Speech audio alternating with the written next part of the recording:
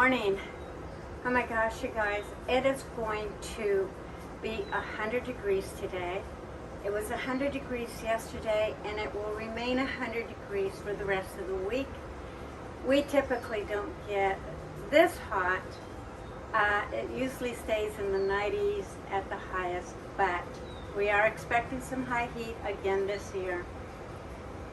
The great news is that it won't be quite as hot as it was last year. So that's really good. So what I need to do is I need to water, and I also need to plant some bee balm, echinacea, and some silver mount before the heat comes in. So that's what I'm going to be doing today. And so I'm going to take one more sip of my coffee and let's get started.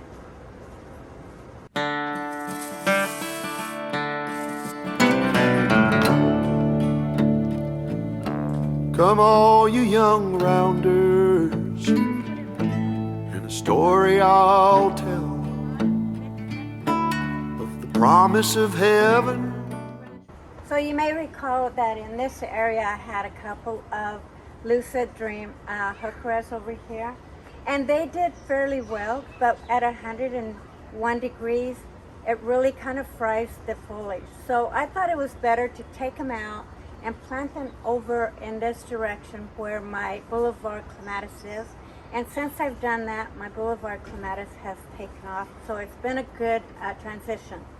So in its place, I'm going to be planting 3 silver mounts, and it's going to really complement my, my spider wart when it is actually out. It is done for the season.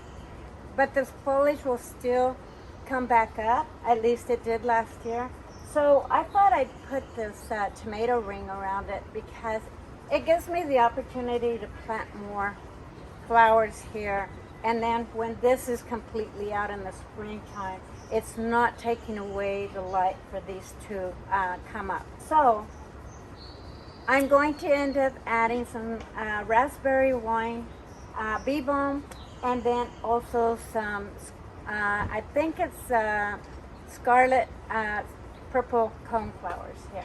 I think it's just going to be a great addition to the rest of my coneflowers and echinacea and bee balm. So yeah, that's in it for today. Let me get started so I'm not working in the heat of the day.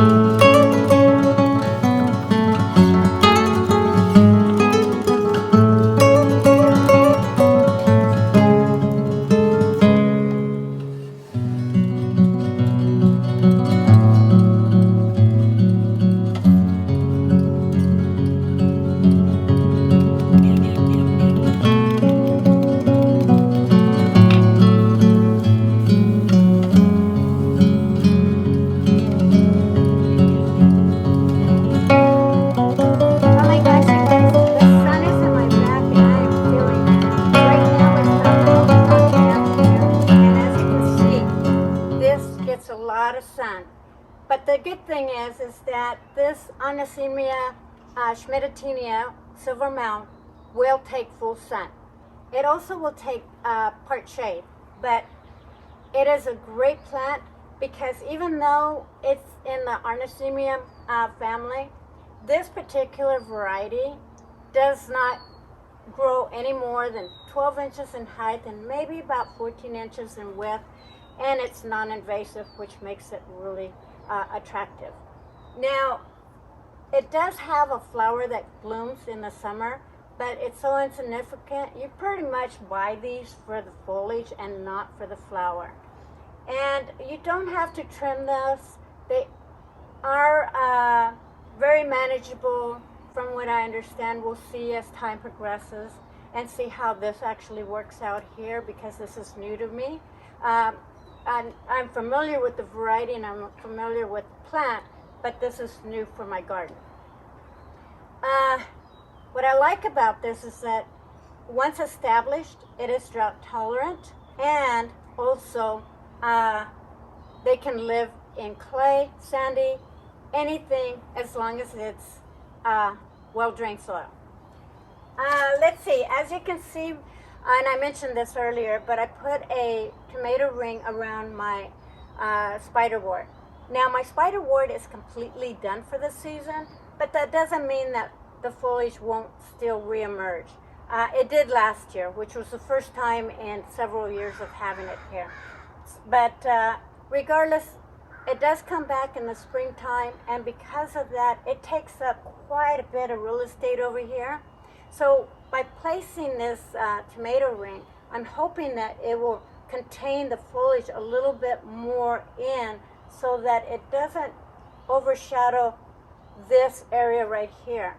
Because last year I had a bee balm over here, and it didn't reemerge this year because it just wasn't getting the proper light for it to come up. So therefore I had to replace it. So that being said, right over here I have a star purple coneflower echinacea. This has a lot of medicinal properties. It's good for colds. There's different areas that is medicinal. I'm not going to go through all that, but just so that you know, this is considered an herb. And over here I did another bee balm. This one is called a raspberry wine bee balm, and that one there is also equally an herb. But this is going to be very beautiful. It's going to be red as my other one was.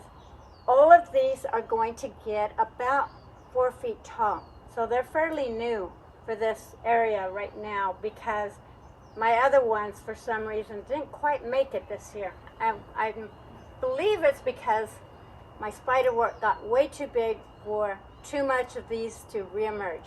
So anyway, yeah, this is what it looks like. And let's see, if you have any questions, please leave it in the comments below. Love to hear your comments.